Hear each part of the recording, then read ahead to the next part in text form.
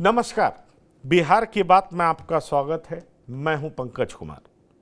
इस खास पेशकश में हम चर्चा करेंगे कि राहुल गांधी दरभंगा पहुंचे, फिर पटना पहुंच गए। दरभंगा में उन्हें अंबेडकर छात्रावास जाने से क्यों रोका गया, और अंबेडकर छात्रावास जाने से रोका गया तो क्या उसका कोई राजनीतिक फायदा हो सकता है? मुझे लगता है कोई भी सियासी दल जब सत्ता में होती है और वो किसी नेता के रास्ते को रोकने का प्रयास करती है तो वो उस नेता को छोटा नहीं बल्कि बड़ा बनाती है। आप राहुल गांधी को आपने रोका, राहुल गांधी किसी तरीके से वहां पहुंच गए। राहुल छोटे नहीं हुए बल्कि राहुल के कद को आपने और बड़ा कर दिया। लेकिन इससे भी अलग एक दिलचस्प पहलू है, और वो पहलू ये है कि राहुल गांधी तेजस्वी यादव की जातीय जनगणना को खारिज करते हैं।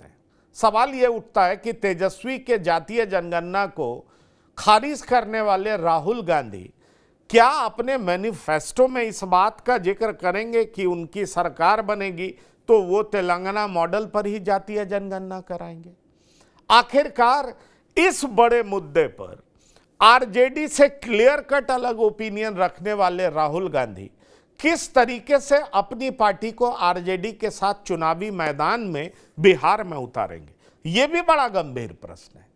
और उससे भी बड़ा प्रश्न यह है कि बार बार राहुल गांधी का बिहार जाना, दलित छात्रों से इंटरैक्ट करना और उसके बाद दलित आइकन, जी हां, दलित के वो चेहरे जो कि महापुरुष रहे, उनकी बात करना, उनके बारे में उनके ऊपर बनी हुई फिल्मों को देखना, तो दरअसल दलित को साधने का प्रयास, ओबीसी ईबीसी को जाति की संख्या के हिसाब से हिस्सेदारी की बात करना, क्या राहुल गांधी असली लड़ाई तेजस्वी यादव के खिलाफ लड़ रहे हैं?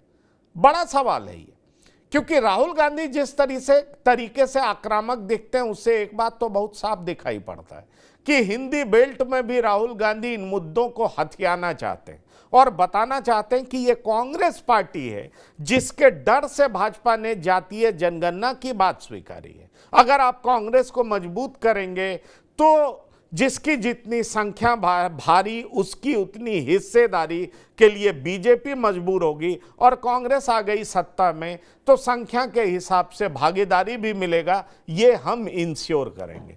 तो क्या माना जाए कि राहुल गांधी के अति सक्रिय होने से तेजस्वी यादव के लिए खतरे की घंटी है, उत्तर प्रदेश में अखिलेश यादव के लिए खतरे की घंटी है। कांग्रेस किस रणनीति पर काम कर रही है? कांग्रेस अभी तक तेजस्वी यादव को बिहार में नेता क्यों नहीं मान रही है? क्या कांग्रेस चुनाव से पहले भरपूर प्रयास कर अपनी जमीन टटोल लेना चाहती है? अगर कांग्रेस को लग जाता है कि कांग्रेस अकेले भी चुनाव लड़ सकती है तो क्या कांग्रेस तेजस्वी यादव को धता बता सकती है? क्या कर सकती है कांग्रेस, ये हम आपको बताने जा रहे हैं। पहले आइए सुन लीजिए राहुल गांधी को, और फिर उसका जवाब कैसे दे रही है बीजेपी, और उसके बाद हम शुरू करेंगे चर्चा। अति पिछड़ा वर्ग, आदिवासी वर्ग, आपके खिलाफ इस देश में 24 घंटा अत्याचार होता है। आपको दबाया जाता है, आपको शिक्षा के सिस्टम में रोका जाता है, आपके खिलाफ पेपर लीक किया जाता है और आपके करियर को रोकने के लिए, खत्म करने के लिए किया जाता है। हमने 3 मांगे की है। सबसे पहले जाति जनगणना, सही तरीके का जाति जनगणना जो हमने तेलंगाना में किया। दूसरी बात,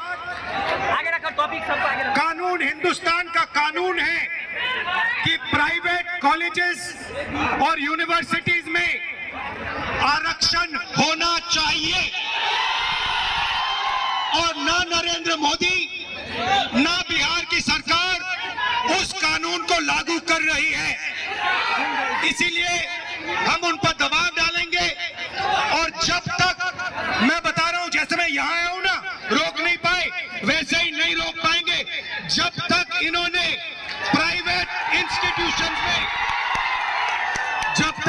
प्राइवेट इंस्टीट्यूशंस में रिजर्वेशन नहीं किया, तब तक हम आगे बढ़ते जाएंगे, लड़ते जाएंगे। उसके विचारधाराओं के साथ चलने वाले लोग रह गए हैं इस बिहार के अंदर। स्थिति यह हो गई है कांग्रेस पार्टी की कि आज उनके राष्ट्रीय नेता यदि आते हैं, फोन कर दिया यार, फोन करवा नहीं यार। स्थिति यह हो गई है कांग्रेस पार्टी की कि यदि उनके राष्ट्रीय नेता आते हैं तो उनके नेता को सुनने के लिए बिहार की जनता नहीं आती। नेता के अंदर कोई ऐसा आकर्षण नहीं होता जिससे बिहार की जनता ये माने कि इनसे बिहार के किसी का भला होने वाला है। और इसीलिए अब कांग्रेस पार्टी हिम्मत नहीं करती है कि वो कोई जनसभा कर सके और उसमें आम लोग आ सके। अभी आप लोगों ने देखा होगा, 1 महीने पहले की बात है, कांग्रेस पार्टी के राष्ट्रीय अध्यक्ष बक्सर आए थे, पूरा का पूरा मैदान खाली रह गया, कोई सुनने नहीं जाना चाहता। कांग्रेसियों से एक प्रकार से बिहार के लोग बहुत दूर हो गए, इसलिए परमिशन नहीं दिया क्या? नहीं, दूसरी बात नहीं कर रहा। और ये कांग्रेसी लोग के पास कोई बिहार के कल्याण के मुद्दे नहीं और ताकत भी नहीं तो राहुल गांधी आ रहे हैं, क्यों नहीं जनसभा का इन्होंने आयोजन कर लिया? कोई मैदान में जनसभा कर लेते हैं। हम लोग तो सब पार्टी को छूट दे देते हैं, सब पार्टी करता है, लोकतांत्रिक राज्य है और हम लोग तो विपक्षियों का भी सम्मान करते हैं। तो इन लोगों के पास ताकत, तो क्या करते हैं? अभी राहुल जी आएंगे तो बेगूसराय में 100 आदमी के साथ 200 मीटर पद यात्रा, पटना में आएंगे तो 100 आदमी के साथ संवाद, आज दरभंगा आ रहे हैं तो संवाद। यदि जनता आपके साथ है तो जनता के बीच में जाइए। जहां तक आपका जो प्रश्न है, उस प्रश्न के संदर्भ में जो प्रशासनिक अधिकारी होंगे वही जवाब मूल रूप से दे पाएंगे। तो मंगल पांडे कह रहे थे कि ये संवाद करते हैं, जनसभा क्यों नहीं करते? क्योंकि मल्लिकार्जुन खड़गे बक्सर आए थे और पूरा का पूरा मैदान खाली रह गया था। राहुल गांधी को भी अपनी हैसियत पता है, इसलिए वो संवाद करते हैं। वो कुछ भी करते हो, सवाल ये उठता है कि उनका रास्ता क्यों रोका गया और उनका रास्ता रोक करके एनडीए ने हासिल क्या कर लिया, ये भी एक बड़ा सवाल है। क्योंकि आप किसी भी नेता के रास्ते को रोकेंगे तो उस नेता के लिए आप दिख तो रहे हैं रास्ते रोक रहे हैं, पर उस नेता के कद को आप बहुत बड़ा कर रहे हैं। जो लोग उनको सुनना नहीं चाहते वही लोग उनको सुनने के लिए आगे आने लगते हैं। तो सवाल ये उठता है कि इतनी पॉलिटिकल इमैच्योरिटी क्यों, ऐसा क्यों किया जाता है? बहरहाल जो भी हुआ हो, लेकिन हम चर्चा इस बात पर जारी रखेंगे कि राहुल गांधी के मुद्दे कितने कारगर हैं और वो दरअसल किसके खिलाफ हैं। वो बीजेपी के खिलाफ हैं या अपने ही घटक दल आरजेडी के खिलाफ है, समाजवादी पार्टी जो उत्तर प्रदेश की पार्टी है उसके खिलाफ है। इन दिनों राहुल गांधी जातीय जनगणना की रट लगाए हुए हैं, प्राइवेट इंस्टीट्यूशंस में भी कहते हैं आरक्षण होना चाहिए। ये वही पार्टी के नेता हैं जिस पार्टी ने हमेशा से आरक्षण का विरोध किया है। ये बदली हुई रणनीति का क्या मतलब है, इस बारे में बात करने के लिए हम चल रहे हैं अपने मेहमान के पास जो हमारे साथ जुड़े हैं। हमारे साथ जुड़े हैं प्रियदर्शी रंजन, वरिष्ठ पत्रकार, आपका बहुत स्वागत है। हमारे साथ राजनीतिक विश्लेषक आलोक यादव जी जुड़े हैं, आपका भी बहुत स्वागत है। हमारे साथ विजय कुमार श्रीवास्तव जी राजनीतिक विश्लेषक हैं, रामबंधु बस जी राजनीतिक विश्लेषक हैं। आप दोनों मेहमान का बिहार की बात में बहुत स्वागत है। आलोक यादव जी, मैं आपके पास आना चाहूंगा। कांग्रेस के बदले हुए रूप को क्या आप इस तरीके से देख पा रहे हैं कि कांग्रेस दरअसल अपने घटक दलों से ही लड़ रही है, उसके वोट बैंक को ही हथियाने का प्रयास कर रही है? कांग्रेस बीजेपी के लिए थ्रेट कम और आरजेडी के लिए थ्रेट ज्यादा दिखाई पड़ रही है। क्या दिख रहा है आपको बिहार में? देखिए, दरअसल कांग्रेस पार्टी हो या इस देश की बड़ी पार्टी कहलाने वाली भारतीय जनता पार्टी, ये दोनों ही दल, इनके पूर्व के एजेंडे को आप जब देखेंगे तो ये दोनों राष्ट्रीय पार्टियां कभी पिछड़े दलितों के जो सवाल हुआ करते थे, संवैधानिक सवाल, रिजर्वेशन का मामला, जातीय जनगणना का मामला, कभी स्पष्ट राय, चाहे वो भारतीय जनता पार्टी हो या चाहे कांग्रेस पार्टी हो, मैं खुले शब्दों में कहता हूँ, इन्होंने कभी इन मुद्दों को एजेंडे के रूप में नहीं रखा अपने दल के अंदर। और ये समाजवादियों का आंदोलन, डॉक्टर राम मनोहर लोहिया का जो कंसेप्ट था पिछड़ा पावे 100 में 60, ये लगातार आजादी के बाद से ये आंदोलन चलता रहा। कांग्रेस के जमाने में, हालांकि लंबे समय तक कांग्रेस पार्टी इस देश में राज किया। काका कालेलकर कमीशन का रिपोर्ट आया नेहरू जी के जमाने में, उसका इम्प्लीमेंटेशन नहीं हुआ। फिर बाद के दिनों में ये डिमांड बढ़ती गई, पूरे देश में जागृति आई, समाजवादी लोग एकजुट हुए, जो सोशलिस्ट पार्टियां थी, फिर बाद के दिनों में लोक दल बनी, जनता दल बना, और इन तमाम पार्टियां जो सोशल जस्टिस की पार्टियां थी, भले उसका स्वरूप आज रीजनल स्वरूप हो जाए, हमारा स्वरूप एक राष्ट्रीय एजेंडे के तहत सब दिन लड़ाई हम लोगों ने लड़ी।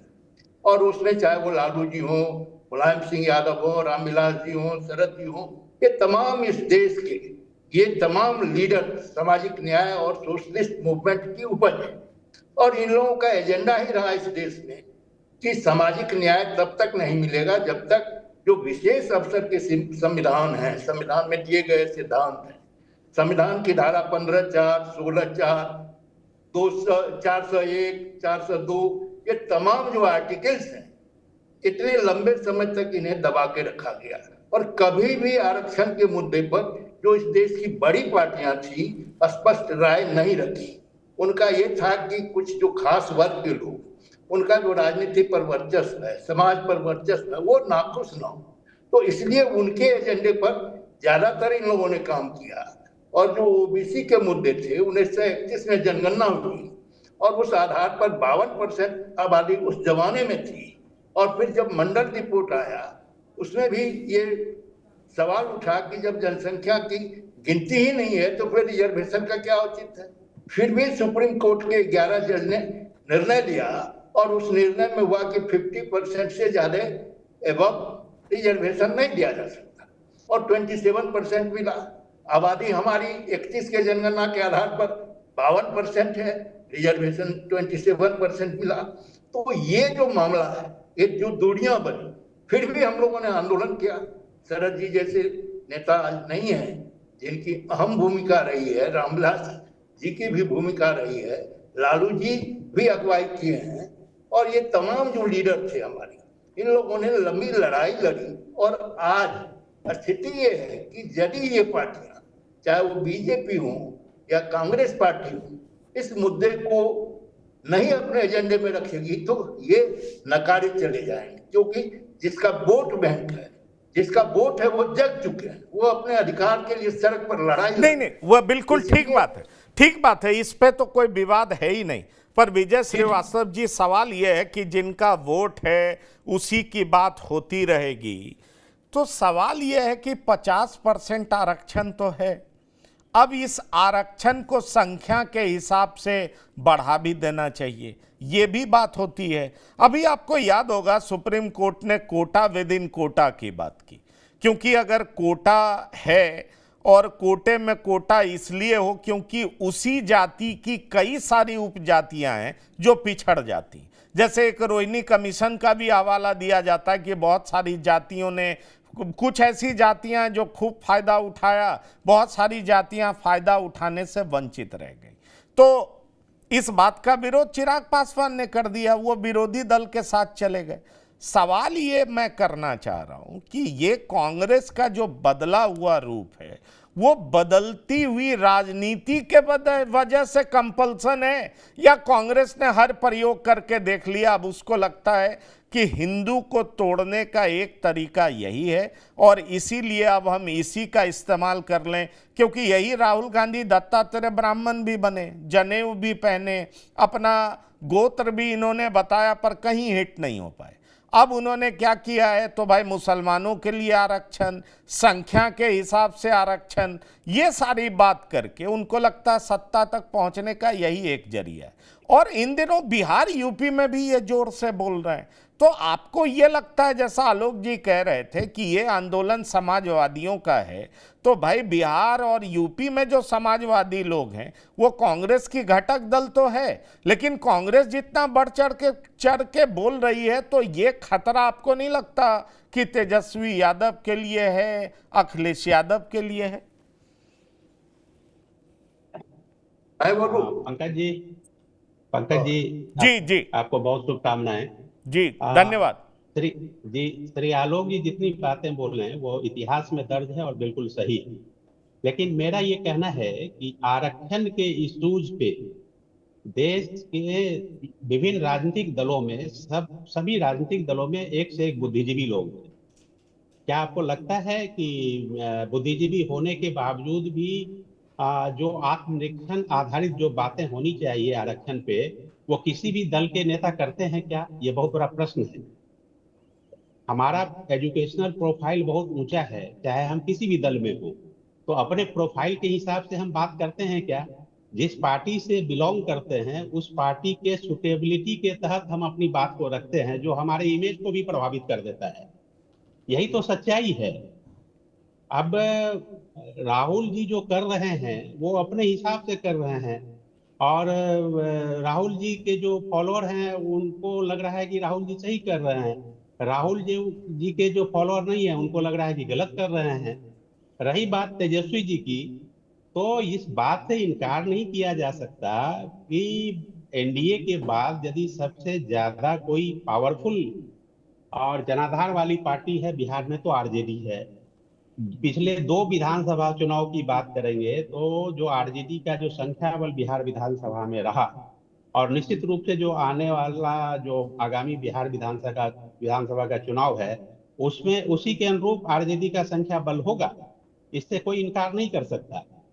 अब ये बहुत बेईमानी की बात है कि महागठबंधन की भी बात होती है, और तेजस्वी जी की पार्टी का जो बिहार में दबदबा है, जो उसका जनाधार है, उसके आधार पर तेजस्वी जी को मुख्यमंत्री का कैंडिडेट घोषित करने में कांग्रेस को क्यों दिक्कत हो रही है? ये तो बहुत बड़ा प्रश्न है। सच्चाई ये है कि जो भारत की राजनीति का इतिहास है, जब जब कांग्रेस सत्ता से बाहर होती है तो इस प्रत्याशा में रहती है कि जो रूलिंग पार्टी है उससे कुछ गलतियां होंगी, पॉलिटिकल कुछ डैमेज उनका होगा, तो कांग्रेस नहीं, ऑटोमेटिकली ठीक है, सत्ता में आ जाएगी। पॉलिटिकल डैमेज होगा ये तो सारी पार्टियां करती है, पर जो कांग्रेस का यू टर्न है रामबंधु वत्स जी, जनता क्यों भरोसा करेगी? राजीव गांधी 90 मिनट तक आरक्षण के विरोध में बोलते रहे। सवाल ये है कि जो लोग आरक्षण का विरोध करते रहे, अब वही लोग कहते हैं कि संख्या के हिसाब से आरक्षण देना चाहिए। क्या आपको लगता है बिहार की जनता राहुल पे भरोसा करेगी? और राहुल का ये कदम तेजस्वी के लिए खतरे की घंटी है। राहुल गांधी कांग्रेस पार्टी को पूरा क्रेडिट देते हैं कि भाई जातीय जनगणना के लिए नरेंद्र मोदी तैयार हुए तो ये कांग्रेस के डर से किए, हमने कहा इसलिए डर गए वो। सवाल ये उठता है कि कांग्रेस तो 2023 से बोलना शुरू की है, जब से वो नीतीश कुमार ने कुछ पाठ पढ़ाया और उसके बाद राहुल गांधी को समझ में आ गया कि जातीय जनगणना की बात क्यों करनी चाहिए, पर लोग क्यों भरोसा करेंगे? देखा जाए जी, कांग्रेस पार्टी या राहुल गांधी जो बार बार बिहार में आके बोलते हैं कि वो तेलंगाना की तरह जातिगत जनगणना करवाना चाहते हैं। सबसे बड़ी बात है कि 2023 में जब छत्तीसगढ़, मध्य प्रदेश और राजस्थान में विधानसभा का चुनाव हुआ था, वहां तो कांग्रेस पार्टी के घोषणा पत्र में था कि अगर सरकार बनती है तो बिहार की तरह जातिगत सर्वे करवाएंगे। तो बिहार का जो जातिगत सर्वे था वो दूसरे राज्यों के चुनाव के समय तो राहुल गांधी उसकी अहमियत समझते थे, लेकिन जब बिहार का चुनाव हुआ तो वो उनको फर्जी लगने लगा, और सबसे बेस्ट जो जातिगत जनगणना हुआ वो तेलंगाना का उनको लगने लगा। तो इससे तो तय है कि राहुल गांधी की जो असली लड़ाई है वो अपने ही सहयोगी पार्टी आरजेडी से है। इसमें मुझे लगता है कि अब किसी को भी ये दुमत नहीं होनी चाहिए कि राहुल गांधी एक लड़ाई अपने सहयोगी पार्टी से कर रहे हैं, बीजेपी के साथ साथ, या बीजेपी से ज्यादा बड़ी लड़ाई उनकी आरजेडी के साथ है। और केवल आरक्षण ही नहीं, आप देख रहे हैं कि पिछले 6-7 महीनों में वो कौन सा मुद्दा है जिसपे कांग्रेस और आरजेडी दोनों सहमत हैं। ऐसा कोई मुद्दा नहीं है। जब ये कोऑर्डिनेशन कमेटी की मीटिंग हुई थी, उसमें तेजस्वी यादव बोले थे कि हमारे कार्यकाल का मतलब है जब नीतीश कुमार महागठबंधन में शामिल हुए थे, उस दौरान 7 लाख लोगों को नौकरियां दी गई थी। इसको जनता में के बीच में जाना है और कहना है। तो क्या कांग्रेस पार्टी इस चीज को कह रही है कहीं? तो जो तेजस्वी यादव जब उप मुख्यमंत्री थे, उस समय जो नौकरियां बांटी गई, वो भी मुद्दा कांग्रेस पार्टी जनता के बीच नहीं ले जा रही है। बीपीएससी का मुद्दा हुआ, बजट जो यहाँ पेश हुआ बिहार सरकार के द्वारा, वहां भी आरजेडी से बिल्कुल अलग थी कांग्रेस पार्टी। तो इतना तो तय है कि हर मुद्दों पे कांग्रेस पार्टी और आरजेडी के बीच एक दूरी है और आपसी टसल भी है, आपसी रार भी है। और जहां तक आरक्षण का मुद्दा है, केंद्र में 2014 से नरेंद्र मोदी की सरकार आई है। उससे पहले तो मनमोहन सिंह की सरकार रही थी और उसमें लालू यादव भी शामिल थे। लालू यादव उसमें बहुत प्रभावशाली मंत्री हुआ करते थे। उस समय तो उन्होंने कांग्रेस पार्टी पे इस तरह के जातिगत जनगणना नहीं, वो सारी बात ठीक है। मैं एक सीधा सवाल पूछना चाहूंगा। आपको ये लग रहा है कि कांग्रेस कह तो रही है कि हम तेजस्वी जी के साथ हैं, आरजेडी के साथ हैं, लेकिन काम सब वही कर रही है जो आरजेडी के विरोध में? भाई, बीजेपी से लड़ाई तो सबको पता है, लेकिन दरअसल कांग्रेस लड़ाई अब बिहार और उत्तर प्रदेश में तेजस्वी और अखिलेश यादव के विरोध में लड़ रही। प्रियदर्शी रंजन, क्या आपको नहीं लगता कि उनकी जमीन ही खिसकाने में लग गई है कांग्रेस? देखिए, कांग्रेस बिल्कुल अपने क्लियर स्टैंड पर है। मैसेज क्षेत्रीय पार्टियां नहीं समझ पा रही हैं। मैसेज शायद तेजस्वी यादव नहीं समझ पा रहे हैं, शायद अखिलेश यादव नहीं समझ पा रहे हैं। राहुल गांधी ने स्पष्ट मैसेज दे दिया है कि वे क्षेत्रीय पार्टियों को ध्वस्त करना चाहते हैं, क्षेत्रीय पार्टियों के खिलाफ है, क्षेत्रीय राजनीति के खिलाफ है। उन्हें लगता है कि उनका जो पॉलिटिकल स्पेस है वो क्षेत्रीय पार्टियों ने ले रखा है, और जब तक ये क्षेत्रीय पार्टियां जिंदा रहेंगी, सांस लेते रहेंगी, तब तक कांग्रेस का भविष्य सुनहरे दौर में नहीं पहुंचेगा जो कभी हुआ करता था। तो इसलिए राहुल गांधी कांग्रेस लगातार क्षेत्रीय पार्टियों को बैकफुट पर धकेलने का प्रयास कर रहे हैं। उन्हें गाहे बगाहे प्यार से, ताकत के साथ मैसेज दे रहे हैं। तेजस्वी यादव को भी देखिए, तेजस्वी यादव के मैं इसलिए कह रहा हूं कि वे मैसेज नहीं समझ पा रहे हैं। तेजस्वी यादव को तो बार बार राहुल गांधी ने नीचा दिखाने का प्रयास किया। राहुल गांधी ने वीटो पावर लगा दिया, कहा कि नहीं, सीएम फेस का अभी बात नहीं होगा, बाद में बात करेंगे। और इतनी बड़ी पार्टी, इतनी बड़ी क्षेत्रीय पार्टी, बिहार की धुरी कही जाने वाली आरजेडी कुछ नहीं कर पाई राहुल गांधी के वीटो के खिलाफ। राहुल गांधी जैसा चाह रहे हैं बिहार में, उस तरीके से आरजेडी को नचा रहे हैं। कोऑर्डिनेशन कमेटी बनाइए, बनाना पड़ रहा है। फला नेता आएंगे, राहुल गांधी की चाहत है कि ये आएंगे तो आएंगे। आरजेडी कुछ नहीं कर पा रही है, तेजस्वी यादव कुछ नहीं कर पा रहे हैं, लालू यादव अस्वस्थ हैं। नहीं, अस्वस्थ हैं, तो बिल्कुल। मैं चाहूंगा आलोक जी आए, आलोक जी बोले। आलोक जी, आपको लग रहा है कि कांग्रेस आरजेडी के लिए गड्ढा खोद रही है? कांग्रेस वो सब कुछ कर रही है जिससे आरजेडी कमजोर हो। दरअसल कांग्रेस का कॉन्फिडेंस इसलिए बढ़ गया है कि उसको लग रहा है मुसलमान तो अब हमारे वोट बैंक बन गए हैं, दलित भी हमारी तरफ रविदास आ ही जाएंगे, क्योंकि हमारे जो अध्यक्ष है मल्लिकार्जुन खड़गे, उसके बाद दलितों का एक रुझान हमारी तरफ हुआ है। सवाल ये उठता है कि बिहार और उत्तर प्रदेश पर कांग्रेस की नज़र है, इसका मतलब है कि क्षेत्रीय दल, चाहे आरजेडी हो चाहे समाजवादी पार्टी हो, उसके लिए खतरे की घंटी है। दरअसल राहुल जो गड्ढा खोद रहे हैं तो वो तेजस्वी का खोद रहे हैं, वो अखिलेश यादव का खोद रहे हैं। आपको क्या लगता है? ये कहीं से भी इसमें सच्चाई नहीं है पंकज जी। राहुल गांधी ने जो हम लोगों का एजेंडा है, जिस इशू को मैंने पहले रेज किया, उस इशू को उन्होंने क्या, इवन नरेंद्र मोदी जी भी इस चुनाव के पूर्व, जब राजनाथ सिंह गृह मंत्री थे, उन्होंने कहा था कि मैं ओबीसी की जातीय जनगणना कराऊंगा। एकदम उनका क्लियर कट स्टैंड था। और वोट लेने के बाद फिर पार्लियामेंट में उसके नित्यानंद राय जी मुकर गए पार्लियामेंट में, जब जवाब देने की बात आई। और ये जातीय जनगणना का मुद्दा हो, रिजर्वेशन का मुद्दा हो, ये तमाम संवैधानिक मामले, कॉन्स्टिट्यूशन को जो लोग मानने वाले हैं, चाहे जो भी पार्टी है, आज हो कल हो, जनता के दबाव में ये बहुसंख्यक जो 85% 90% लोग हैं, इनका जो एजेंडा, ये कोई खैरात में दिया गया एजेंडा नहीं है। ये संविधान में बाबा साहब अम्बेडकर ने नहीं, डाला पर था। आलोक और जी, आज तक आलोक हमें जी, दर्द आलोक पड़ा जी, है कि अभी आलोक तक जी, आलोक जी, मैं आपको जानकारी में दे दूं, इसका विरोध बाबा साहब अंबेडकर ने भी किया है, इसका नहीं, विरोध कहीं भी सरदार नहीं। पटेल ने भी किया है। जातीय सरदार जनगणना पटेल के 1931 लेकिन के बाद ये इसलिए संविधान नहीं हो पाया क्योंकि तभी बाबा साहब अंबेडकर खुद नहीं चाहते थे। ये बात जान लें, ये परमानेंट रिटर्न, निदान नहीं है। हाँ, ये एक बीमार व्यक्ति को खड़ा करने का, स्वस्थ करने का, जो समाज में हजारों वर्षों से पीड़ित समाज था हमारा, शेड्यूल कास्ट के लोग, दलित भाई, अस्पृश्य लोग, जिसको पानी पीने नहीं का नहीं, अधिकार शेड्यूल ट्राइब्स की तो शेड्यूल ट्राइब्स की गणना तो होती रही है ना, लेकिन हम वही तो आपको मैं कह रहा बताएं हूं। कि समाज वही हमारा कह रहा जातियों हूं। में नहीं शेड्यूल बटे, इसका विरोध कांग्रेस के सभी नेता किए हैं। पंकज जी, मैं वही बात कर रहा हूं कि जब शेड्यूल कास्ट, शेड्यूल ट्राइब्स की गणना राष्ट्रीय जनगणना के साथ आरंभ हुई, संविधान लागू होने के बाद, तो उसी समय हमें भी ये मिलना चाहिए, हमारी भी गिनती होनी चाहिए। 31 में गिनती हुई, 41 में गिनती हुई, और बाद के दिनों में नेहरू मंत्रिमंडल से बाबा साहब अंबेडकर ने रिजाइन भी इसीलिए किया, हिंदू कोड बिल और ओबीसी के रिजर्वेशन के मामले पर।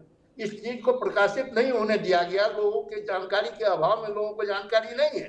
तो ये ओबीसी का मामला आज से नहीं चला रहा। मंडल कमीशन का रिपोर्ट लागू हुआ, सर्वदलीय कमेटी में मनमोहन सिंह की सरकार से पहले नरसिंहा राव की सरकार थी, सर कांग्रेस की सरकार में भी ये सर्वदलीय रूप से कैबिनेट में डिसीजन हुआ कि हम जातीय जनगणना कराएंगे, कराई भी गई, जातीय सर्वे करके कराया गया, लेकिन उसको प्रकाशित नहीं किया गया।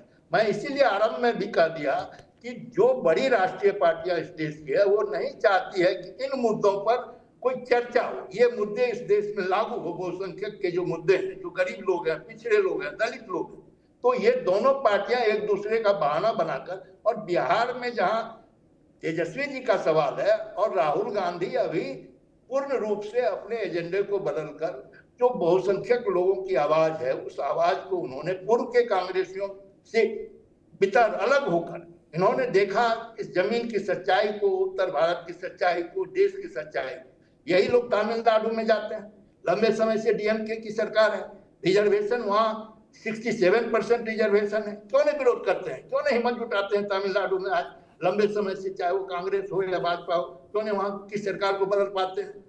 तो ये मामला ऐसा है कि चाहे बीजेपी हो या कांग्रेस, सारे लोगों को इस मामले पर, ये नेशनल मुद्दा है और इस मुद्दे पर सारे लोग एकजुट है। और मैं बधाई जरूर दूंगा बीजेपी के लोगों को कि कम से कम नरेंद्र मोदी ने इस चीज का ऐलान किया, और कांग्रेस पार्टी भी कर रही है, वो भी लड़ाई लड़ रहे हैं राहुल जी, और इसमें तेजस्वी और आरजेडी और कांग्रेस के दौड़ाव का कहीं दूर दूर तक मामला नहीं है। भले ये मीडिया के लोग कुछ स्लीपर से इधर भी हैं उधर भी हैं, वो नहीं चाहते हैं कि ये पार्टियां, सेकुलर पार्टी और सोशल जस्टिस की पार्टी एक साथ आके बिहार की लड़ाई लड़े। उन्हें ये हो गया है एहसास कि जब ये ताकत एकजुट होकर लड़ेगी तो सांप्रदायिक ताकत, जातिवादी ताकत इस राज्य में निश्चित रूप से पराजय उनकी होगी। इसलिए राहुल जी का या तेजस्वी जी का कहीं कोई डिफरेंसेस का आरजेडी से कोई मामला नहीं। हर पार्टी अपने जनाधार को बढ़ाना चाहती है, हर पार्टी चाहती है कि जो गरीब लोग हैं, शेड्यूल कास्ट के लोग हैं, ट्राइब्स हैं, ओबीसी है, वो लोग हमको एक्सेप्ट करें। तो उस प्रयास में कांग्रेस पार्टी है, ये कोई अच्छी बात, बड़ी अच्छी बात है। और इससे राजद के नेताओं पर नहीं, आप नहीं, एक बात बताइए, मुझे लगता है विजय श्रीवास्तव जी आएंगे। अगर दुराव नहीं है तो फिर तेजस्वी जिस जातीय जनगणना कराने का क्रेडिट ले रहे हैं कि नीतीश के साथ थे हम और इसलिए जातीय जनगणना हो पाया, तो उसको खारिज क्यों कर दे रहे हैं राहुल गांधी? वो क्यों कह रहे हैं तेलंगाना मॉडल पर हम जातीय जनगणना कराएंगे? विजय कुमार श्रीवास्तव जी, आप ये बताइए कि राहुल गांधी खारिज क्यों कर रहे हैं? यानी तेजस्वी द्वारा किया गया जातीय जनगणना राहुल गांधी को पसंद नहीं है। हाँ पंकज जी, हम बहुत ईमानदारी के साथ कुछ बात को कहना चाहेंगे कि आरक्षण आधारित जो एटीट्यूड और विजन आदरणीय अंबेडकर साहब का था या सरदार पटेल जी का था, क्या उसी मानसिकता के तहत या उसी सिद्धांतों के तहत देश की विभिन्न राजनीतिक दल आरक्षण संबंधी बात को करते हैं क्या? यदि करते तो समाधान क्यों नहीं निकलता? रही बात मनमुटाव की, तो हम आपको बहुत दावे के साथ कहते हैं, और पंकज जी आप भी इसको स्वीकारेंगे, देश के प्रत्येक पढ़े लिखे व्यक्ति स्वीकारते हैं, महागठबंधन की बात हो या एनडीए की बात हो, एनडीए में जितने भी दल हैं सब एक दूसरे के शुभचिंतक अंदर से नहीं हैं, दिखावे में सब एक हैं, सब एक दूसरे के साथ भीतरघात करते हैं। और महागठबंधन में चाहे आरजेडी, कांग्रेस या और भी जो दल हैं, उनकी भी स्थितियां वही हैं। भावनात्मक रूप से तो कोई एक दूसरे से जुड़ा हुआ नहीं है, सब अपने कैरियर के चलते साथ में चुनाव लड़ते हैं, जीत गए तो ठीक है। फिर अब जहां तक आप बात कर रहे हैं वो राहुल जी का और तेजस्वी जी का, वो आप जिस भावनाओं से और जिस उद्देश्य से आप पूछ रहे हैं उसमें वो सच्चाई है, 100% सच्चाई है। जैसा अभी हमारे मित्र आलोक जी कह रहे थे कि वैसी बात नहीं है, तो इस तरह के मुद्दे पे जितने भी राजनीतिक दल हैं, यदि एनडीए के किसी से पूछा जाए कि भाई आप लोगों में आपसी प्रेम भाव है, तो कहेंगे नहीं नहीं बिल्कुल है, सवाल ही नहीं उठता है। महागठबंधन वाले लोग भी यही बोलते हैं। लेकिन देश की सच्चाई है, देश की राजनीतिक समीकरण की सच्चाई है कि जितने भी गठबंधन बनते हैं वो गठबंधन में शामिल सभी दल ईमानदारी के साथ एक दूसरे के शुभचिंतक नहीं होते हैं, सब दांव पेच में लगे रहते हैं। जहां हमको मौका मिला हम अपना सर ऊंचा कर लें, अपना फिगर ऊंचा कर लें और अपनी सरकार को हम बना लें, यही सच्चाई है। राहुल जी तो उसी फिराक में है और इसमें कहीं दो राय नहीं है। कांग्रेस राष्ट्रीय दल है, उसका जो पूर्व का इतिहास है कि जो सत्ताधारी दल यदि डैमेज हो गई, किसी तरह से विकलांग हो गई, बीमार पड़ गई, यदि सत्ता परिवर्तन की बात होती है तो कांग्रेस को उसका फायदा होता है। बिहार में चुनाव है और आगे भी दूसरे प्रदेशों में है, तो उसमें तो अपनी संभावना को तलाशेंगे ही, वो अपने पार्टी के हित में ठीक कर रहे हैं। लेकिन एक सच्चाई है कि आरजेडी का जो बिहार में शेप है, उस शेप को ना राहुल जी बिगाड़ सकते हैं ना एनडीए बिगाड़ सकती है। सरकार भले किसी की बन जाए, आरजेडी की जो राजनीतिक ताकत है और उसको कन्वर्ट करने में एमएलए की संख्या में आधारित जो ताकत है, उस ताकत में आरजेडी की ताकत में कमी नहीं आएगी। उसका एक बड़ा आप समझिए कि उसकी जो ताकत है, जातीय ताकत कह लीजिए, राजनीतिक ताकत कह लीजिए, जितने भी दल हैं देश में, सब तो जातिगत आधारित बातें ही करते हैं। उसी आधार पर चुनाव होता है, उसी आधार पर टिकट का डिस्ट्रीब्यूशन होता है। कौन नहीं जानता कि भाजपा में किस जाति को विशेष टिकट दिया जाता है या दूसरे दल में किस जाति को विशेष टिकट दिया। ये तो कटु सत्य है, अकाट्य सत्य है, इसमें तो खुल के बात करना चाहिए। लोग उसमें क्यों मतलब छुपा नहीं, ठीक है, पर एक बात बता दें विजय श्रीवास्तव जी, भाजपा में ओबीसी ईबीसी को ज्यादा टिकटें दी जाती हैं, शेड्यूल कास्ट शेड्यूल ट्राइब्स को ज्यादा टिकटें दी जाती हैं। अगर आप उस तरीके से अगर हम बिहार के कॉन्टेक्स्ट में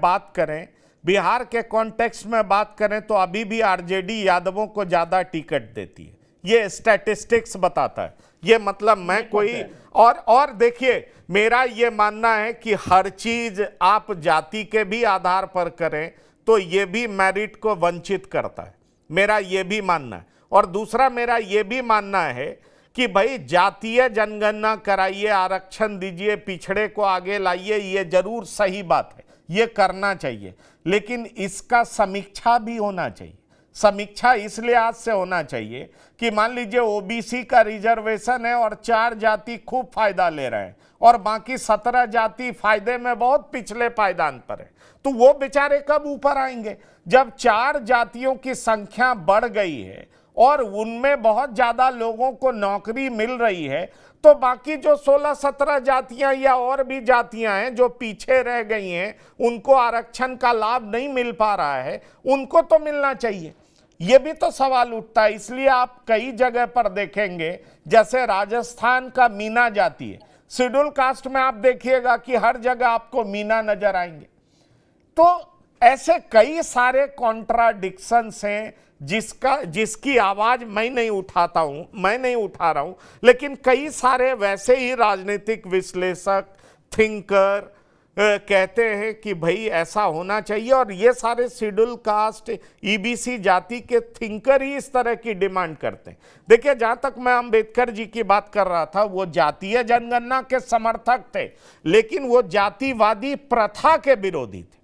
अगर जातीय जनगणना को अगर आप पॉलिटिसाइज करेंगे तो फिर कास्ट जातियों में बंटता है, विभक्त होता है, और इसके जबरदस्त विरोधी थे अंबेडकर। पर सवाल यह है कि कांग्रेस में और सारे नेता जातीय जनगणना नहीं चाहते थे, तभी तो 51 में नहीं हो पाया सेंसस। बात तो यह है ना, और राहुल गांधी ने खुलेआम एडमिट किया कि हमने पिछड़ों को छोड़ दिया, हम दलित, मुसलमान, ब्राह्मण के चक्कर में रह गए और ओबीसी को हमने छोड़ दिया। अब वो नंबर गेम में देखते हैं कि हमसे बड़ी भूल हुई, इसीलिए उन्होंने 2023 से यू टर्न ले लिया। सवाल ये है रामबंधु वत्स जी कि कांग्रेस और आरजेडी दोनों एक कैसे हो सकते हैं? बड़ी बात यह है, और एक होने की बात भी कर रहे हैं तो दोनों एक दूसरे की जमीन खींचने का प्रयास कर रहे हैं। मुसलमान मेरा कि मुसलमान मेरा, इसकी बात हो रही है। ओबीसी मेरा कि ओबीसी तुम्हारा, इसकी बात हो रही है। अगर सही में एकजुटता रहती, आलोक जी आप हाथ उठा रहे, मैं आप ही के पास आ रहा हूं, तो तेजस्वी को नेता क्यों नहीं मान रही है कांग्रेस? क्या दिक्कत है? अगर सही में सब कुछ ठीक है तो बिहार में तेजस्वी को जाति जनगणना का क्रेडिट क्यों नहीं दे रहे हैं राहुल? तेजस्वी जी ने इतना काम किया है। जी हाँ, मैं बोलूं? हाँ बोलिए। मैं ये कह रहा था कि जातीय जनगणना पर डिबेट काफी हो रहे हैं, इस पर डिबेट क्यों नहीं हुआ आज तक कि 50% रिजर्वेशन को सुप्रीम कोर्ट के आदेश को खारिज करते हुए कॉन्स्टिट्यूशन में अमेंडमेंट कर 10% जनरल कैटेगरी के लोगों को रिजर्वेशन दिया गया। और जो जनरल कैटेगरी है, जातीय जनगणना होगी तो जिसको 10% रिजर्वेशन, उसकी आबादी भी 10% है इस देश में, और 10% जिसकी आबादी उसको 10% हिस्सेदारी, और 48 घंटे में वो इम्प्लीमेंट हो गया सारे इंस्टीट्यूशन में, पूरे देश के सभी नौकरियों में, यूनिवर्सिटीज में, कॉलेजों में। और आज जब रिजल्ट आप देखेंगे तो इस रिजर्वेशन से 10% रिजर्वेशन जो किया गया है बिना किसी कास्ट सेंसस के, और कास्ट सेंसस होगा तो सवर्णों या जनरल कैटेगरी के लोगों की भी आबादी गिनी जाएगी, और उसके कितने लोग किस जॉब में है, किस कैटेगरी में है, सोशल एक्टिविटीज में उसका क्या एक्टिविटीज है, एजुकेशन में क्या परफॉर्मेंस है, नौकरी चाकरी, सारे विषयों में चर्चा हो जाएगी कि कौन किसका हक मारी किया। आपने डिबेट कराया कि ओबीसी में बड़ी जातियां हैं, कुछ लोगों का हक मार, लेकिन सवर्णों में जो 3-4 जातियां हैं उसके रिजल्ट को आप यूपीएससी के रिजल्ट को देखेंगे, बीपीएससी के रिजल्ट को देखेंगे तो वहां भी ब्राह्मण है, राजपूत है, कायस्थ है, और कई मुस्लिम सवर्ण भी हैं उसमें। तो उसमें आप जब देखेंगे तो उसमें भी तो लगता है कि 60% जगह सिर्फ एक जाति के लोगों ने कब्जा करके रखा। इस चीज पर कभी डिबेट नहीं होता, और ये डिबेट का मुद्दा नहीं। तो जातीय जनगणना होने से ये फायदा होगा कि जिसका जो है शेड्यूल कास्ट को जनसंख्या के आधार पर, देखिए आलोक जी मैं जातीय जनगणना का विरोधी नहीं हूं। मैं पक्ष और विपक्ष दोनों की बात आपके सामने रख रहा हूं। मैं विरोधी नहीं हूं, मैं एंकर के रोल की भूमिका में हूं। मैं पक्ष में क्या बातें होती हैं, विपक्ष में क्या बातें होती हैं, वो मैं आपके सामने रख रहा हूं। दोनों पहलू आपके सामने रख रहा हूं। तो ये भी एक इशू है ना सर, हाँ। इस इशू को आप ओबीसी के सामने लाते हैं, वही इशू तो जनरल कैटेगरी में है, सेम इशू है। आप रिजल्ट को देखिए, यूपीएससी के साथ लेटेस्ट रिजल्ट जो अभी आई है यूपीएससी का, उसको आप देख लीजिए। वो देखिए, ये हमें जातीय जनगणना के मेरिट पे ये प्रोग्राम नहीं है। प्रोग्राम ये है कि जातीय जनगणना का क्रेडिट राहुल लेना चाह रहे हैं, तेजस्वी को पीछे छोड़ देना चाह रहे हैं, और नीतीश कुमार कहते हैं ये तो मेरा एजेंडा था, ये तो मैंने करवाया है। तो मैं यही बात तो कह रहा हूं कि आखिरकार क्रेडिट किसको देगी जनता? पंकज जी, मैं ये कह रहा हूं कि सर्वदलीय कमेटी गई थी बिहार से, कैबिनेट के डिसीजन के बाद नीतीश जी के नेतृत्व में आरजेडी के लोग थे, कांग्रेस के लोग थे, बीजेपी के लोग थे, सारे लोग एकजुट होकर प्राइम मिनिस्टर के पास गए थे। तो प्राइम मिनिस्टर ने कहा कि आप अपनी सुविधा मुताबिक राज्यों की सरकारें जो है वो गणना करा सकती, तो उसके मुताबिक वो गिनती हुई। लेकिन ये असली गणना तो भारत सरकार को करानी थी। उसी समय हम लोगों का ये मानना है कि उस समय इस इशू को रेज करना चाहिए था कि ये इशू जब भारत सरकार का है तो राज्य सरकारें क्यों इसमें खर्च वहन करेगी। ये तो एक मामला है, जो जनगणना होगा नेशनल सेंसस, उसी में एक कॉलम बनाना है, SC ST का जैसे कॉलम है उसी तरह ओबीसी का कॉलम नहीं। इसी का काउंटर लॉजिक है ना कि 4 से 14 तक लालू प्रसाद की मदद से सरकार चलती रही यूपीए की रामबंधु बस जी, लालू जी क्यों नहीं करा पाए? लालू जी भी तो नहीं करा पाए, मुलायम सिंह भी तो नहीं करा पाए, तो बीजेपी को कैसे एक्यूज कर देंगे? बात यह, बीजेपी वाले ये लॉजिक तो देते हैं ना भाई, ओबीसी इंस्टीट्यूशन को संवैधानिक स्टेटस तो बीजेपी ने ही दिया है, कॉन्स्टिट्यूशनल स्टेटस। और ये मैं नहीं कह रहा हूं, प्रधानमंत्री मोदी हर सभा से कहते हैं कि भाई ओबीसी को हमने क्या नहीं दिया, तो उसको ओबीसी कमीशन को कॉन्स्टिट्यूशनल स्टेटस बीजेपी ने दिया। अब यही बात बीजेपी कहती है कि तुमसे ज्यादा ओबीसी मंत्री हमने बनाया है, देख लो कितना प्रतिशत हमारे गवर्नमेंट में ओबीसी मिनिस्टर हैं, ये बात बीजेपी कहती है। अब बीजेपी ये भी कहेगी चुनाव में कि जातीय जनगणना भी हम ही ने कराया। सवाल यह है कि कांग्रेस के राहुल गांधी कितनी बार माफी मांगेंगे? 11-12 में वो ऑर्डिनेंस फाड़ सकते थे जो लालू जी के लिए आया था, तो यही राहुल गांधी उस समय जातीय जनगणना क्यों नहीं करा पाए? सरकार तो इनकी बात मानती है ना भाई। मनमोहन सिंह को पपेट पीएम लोग बुलाते थे ना, ये मैं नहीं बुला रहा हूं, मेरे शब्द नहीं है, मैं बहुत हाई रेट करता हूं मनमोहन सिंह को, बहुत बड़े इकोनॉमिस्ट थे, पर उनके लिए कई सारे लोग कहते थे ना कि नाम के मुख्यमंत्री हैं, प्रधानमंत्री हैं, असली PM, super PM madam Sonia हैं या राहुल गांधी। और राहुल गांधी एक एमपी होते हुए उन्होंने कैसे ऑर्डिनेंस फाड़ दिया था? अगर सुपर कॉन्स्टिट्यूशनल अथॉरिटी नहीं थे तो कैसे फाड़ दिया था? तो ये सवाल तो उठेगा कि 4 से 14 तक में राहुल गांधी को क्यों नहीं होश आया, या क्या उनको उस समय समझ नहीं थी? अब कितनी बार माफी मांगेंगे? राजीव गांधी ने विरोध किया, इंदिरा गांधी ने विरोध किया, नेहरू जी ने विरोध किया, सभी लोगों ने विरोध किया, या इसको एबियंस में रखा, डोल ड्रम में रखा। अब राहुल गांधी का हृदय परिवर्तन इसलिए हुआ क्योंकि 15वें साल भी उनकी सरकार नहीं आ रही है, तो अब समझ में आ गया कि जब तक हिंदू को तोड़ोगे नहीं तब तक सत्ता से जुड़ोगे नहीं।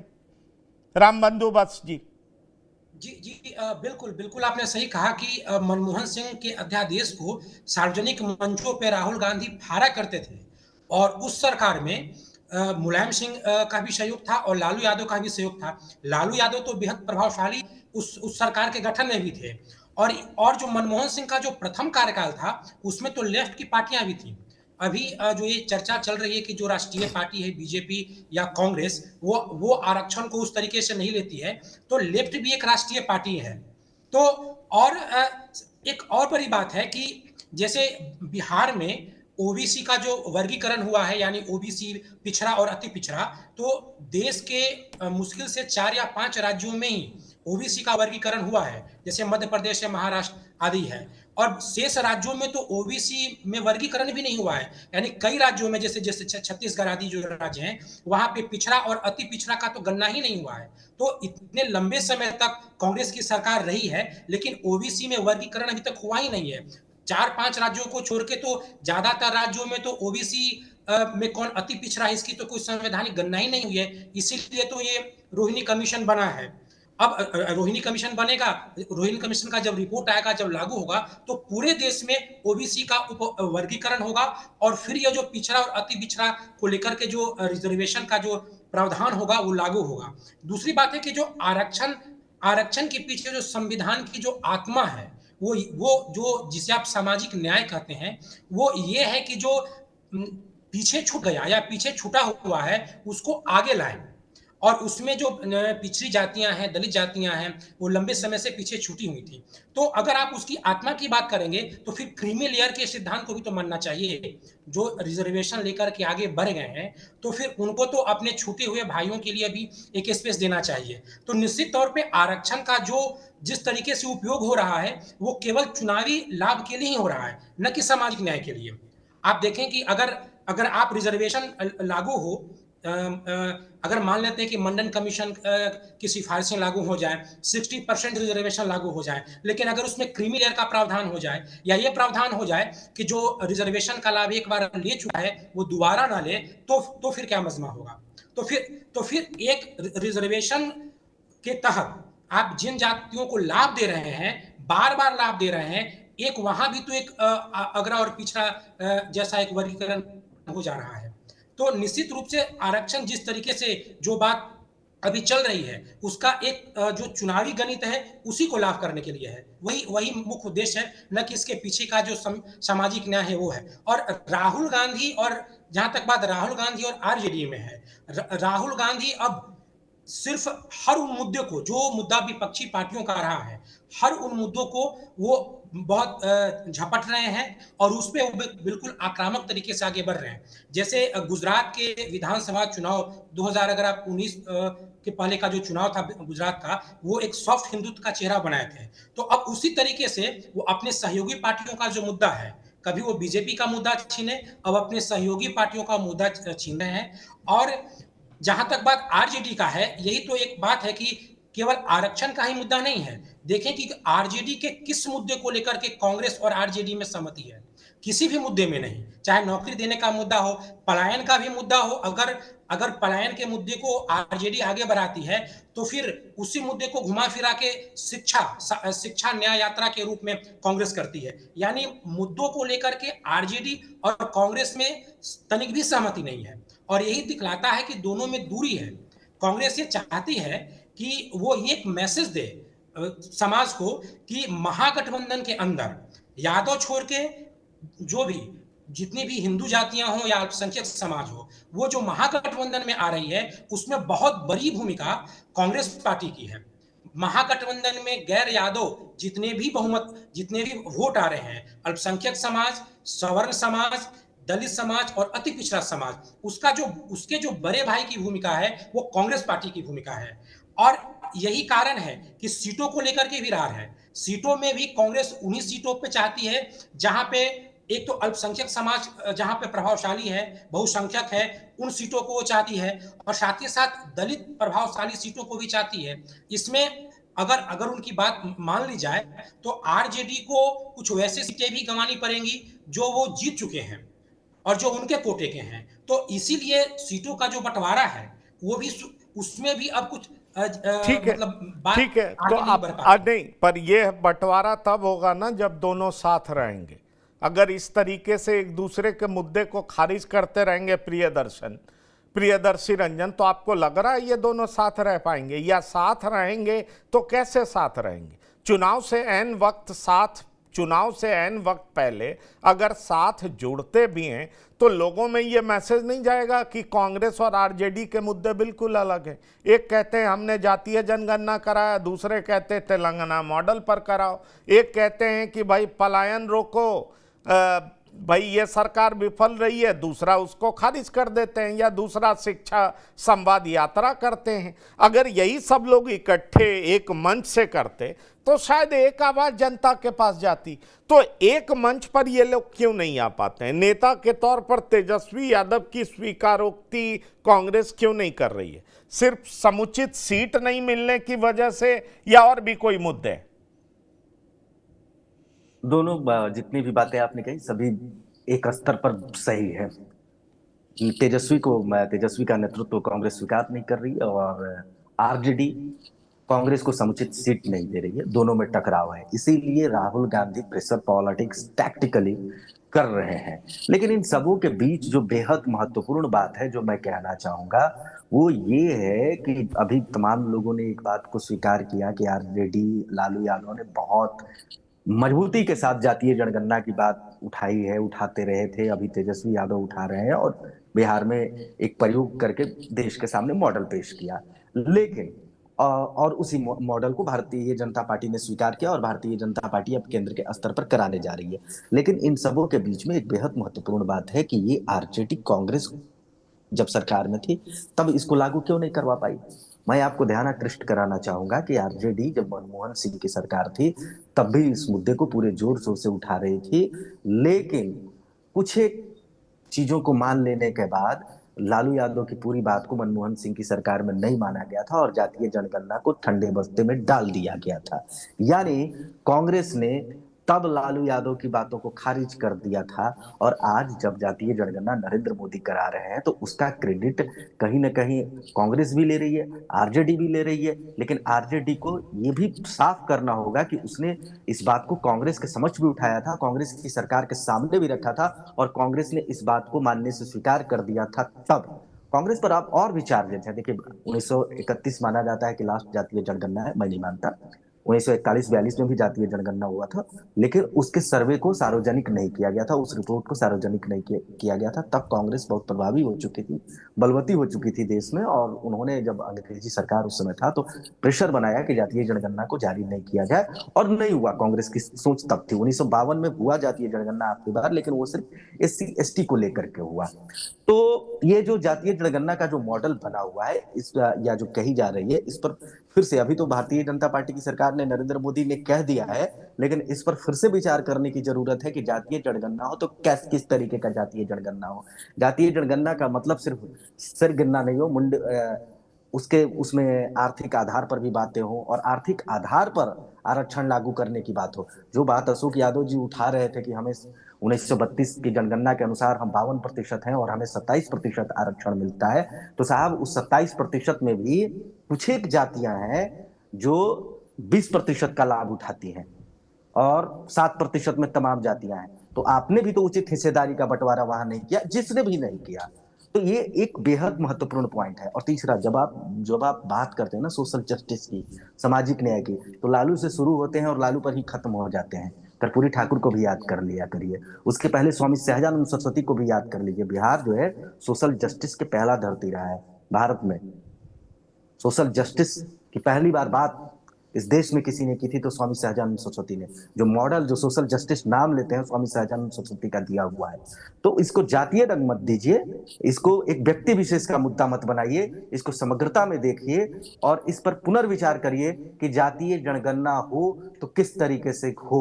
सिर्फ सिर गिनना इसका मकसद नहीं हो, कुछ बात बने, कुछ ऐसी बात बने। आपने तो आरक्षण लिया है, क्या हासिल किया है इतने दिनों में? ठीक है।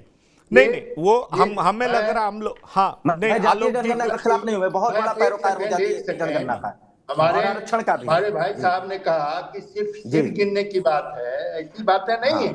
जब कास्ट सेंसस होगा तो उसके एजुकेशनल स्टेटस को देखा जाएगा, उसकी नौकरियां को देखा जाएगा, कितने ठेला चलाने वाले हैं, कितने रिक्शा चलाने वाले हैं, कितने सब्जी बेचने का काम व्यापार में कर रहे हैं, किन किन जातियों के लोग उसमें ज्यादा।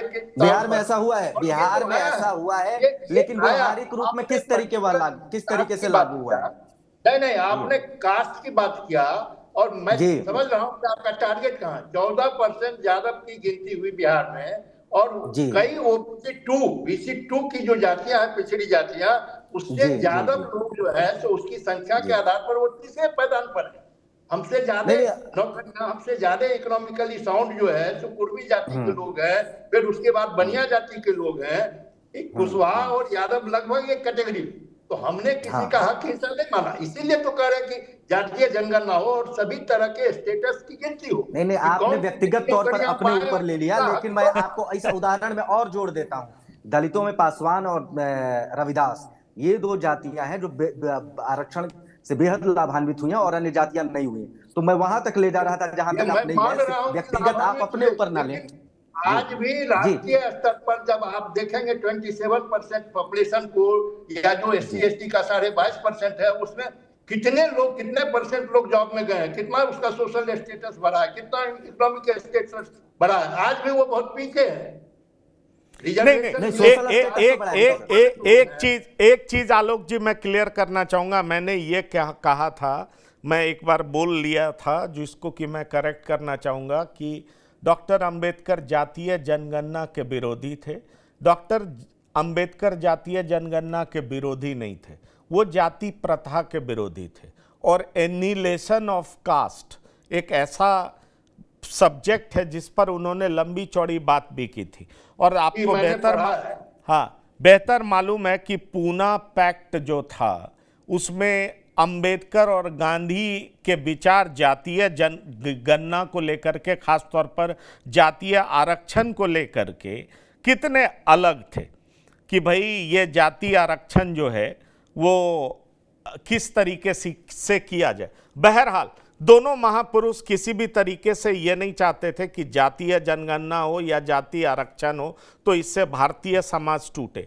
लेकिन अभी जो पॉलिटिक्स जिस ओर जा रहा है, श्रीवास्तव जी, ये मैं आपसे पूछना चाहूँगा, ये आप देख पा रहे हैं कि जो कांग्रेस ओबीसी से सालों से दूर रही है, वो कांग्रेस ओबीसी को अपने पाले में लाने का प्रयास कर रही है। अगर कांग्रेस बिहार उत्तर प्रदेश में मजबूत होती है तो निश्चित तौर पर कमजोर पार्टी कौन होगी? कमजोर पार्टी राजद और समाजवादी पार्टी होगी, क्योंकि इनके कई सारे वोट बैंक हैं, वो कॉमन है। तो इसीलिए मैं आपसे ये सवाल पूछा कि इन मुद्दों पर कांग्रेस का जोर क्या ये जो क्षेत्रीय दल समाजवादी पार्टी और आरजेडी हैं उनके लिए खतरे की घंटी है? मैं ये पूछ रहा हूं। जी, बहुत आदर के साथ हम कहना चाहेंगे, क्योंकि बिहार में चुनाव होने जा रहा है, तो बिहार के संदर्भ में और बिहारी होने के नाते हम कहना चाहेंगे कि बिहार में ओबीसी को मजबूती प्रदान करने के लिए कई राजनीतिक दल और कई राजनीतिक व्यक्तित्व के द्वारा बहुत प्रयास किया गया, लेकिन उसमें सबसे मूल्यवान प्रयास आदरणीय लालू जी के द्वारा किया गया। और लालू जी के द्वारा जो एम्पावरमेंट दिया गया ओबीसी को, वो बिहार के संदर्भ में ऐतिहासिक है और देश में भी वो याद किया जाएगा, पहली बात। दूसरी बात कि ये जातीय जनगणना का क्रेडिट की जहां तक बात है, तो कांग्रेस लाख प्रयास कर ले, पब्लिक की नजर में कांग्रेस और आरजेडी को यदि कोई पूछेगा कि दोनों में किसको क्रेडिट मिलना चाहिए, हम दूसरे दल को अभी छोड़ देते हैं। तो यदि पूछा जाए पब्लिक से, बिहारियों से, कि दोनों में से किसको आप क्रेडिट देते हैं, तो निसंदेह और निश्चित रूप से और अकाट्य रूप से लोग आरजेडी को क्रेडिट देंगे। तीसरी बात जो हम कहना चाहते हैं कि जो ओबीसी आधारित पार्टी जो राजनीति करती है, चाहे जो भी हो, हम नाम नहीं लेना चाहेंगे, आदरणीय पंकज जी जरा गौर से देखिए, जरा सा आत्मनिरीक्षण कीजिए और लोगों से करवाइए, राजनीतिक दलों से, कि ओबीसी आधारित जितनी भी राजनीतिक पार्टी हैं उनके ऑपरेटर कौन हैं, उनके मैनेजर कौन हैं, उनका ओबीसी से दूर दूर तक रिश्ता है क्या? ये बहुत बड़ा चलिए ठीक है। अब चूंकि समय की सीमा हम लोग पार कर रहे हैं, पर एक बड़ी बात यह भी है ना कि जिन जातीय आरक्षण की बात आप करेंगे तो आप नीतीश कुमार को कमतर कैसे आंक सकते हैं? सवाल यह है कि नीतीश कुमार ने जिस स्तर पर जाकर के आरक्षण दिया, भाई पंचायत स्तर पर नीतीश कुमार ने आरक्षण दिया ना, तो महिलाओं को आरक्षण हो, जाति के स्तर पर आरक्षण हो, तो आप नीतीश कुमार को कमतर क्यों आंकेंगे? ये मेरे समझ से परे है। बहरहाल मैं दूसरी बात ये करना चाह रहा हूं कि जातीय जनगणना को लेकर के क्रेडिट लेने की होड़ मची हुई है। जो कांग्रेस और जो राहुल 2004 से 14 के बीच में पूरी तरह एक्टिव थे, उनको जातीय जनगणना का मतलब तब तक समझ में नहीं आया था क्या? अब विपक्ष में रहने के बाद जातीय जनगणना का मुद्दा अपने पाले में लाना क्यों चाहते हैं? और लाना चाहते हैं तो इससे क्या समाजवादी पार्टी, राष्ट्रीय जनता दल जैसी पार्टी को खतरा हो सकता है क्या? क्योंकि एक सबसे बड़ी सोच ये है कि अगर ये दोनों पार्टी कमजोर हुई तभी कांग्रेस मजबूत होगी। और कहा यह जा रहा है कि राहुल 2029 की तैयारी कर रहे हैं, तो 2029 की तैयारी में यह देखा जा सकता है कि दक्षिण में तो कांग्रेस मजबूत हुई है, पर उत्तर में हिंदी बेल्ट में कांग्रेस मजबूत नहीं हो पाई। तो इस मजबूती के लिए राहुल गांधी का ये प्रयास किस हद तक कारगर होगा, ये देखना बेहद दिलचस्प होगा। बहरहाल बिहार में आगे जो भी होगा हम बताते रहेंगे। रामबंधु वत्स जी, विजय कुमार श्रीवास्तव जी, आलोक यादव जी और प्रियदर्शी रंजन जी, आप तमाम मेहमानों का हमारे साथ जुड़ने के लिए बहुत बहुत धन्यवाद और शुक्रिया। तो बिहार की बात में इतना ही। ताज़ा तरीन खबरों के लिए आप लगातार देखते रहिए TV9। धन्यवाद, नमस्कार।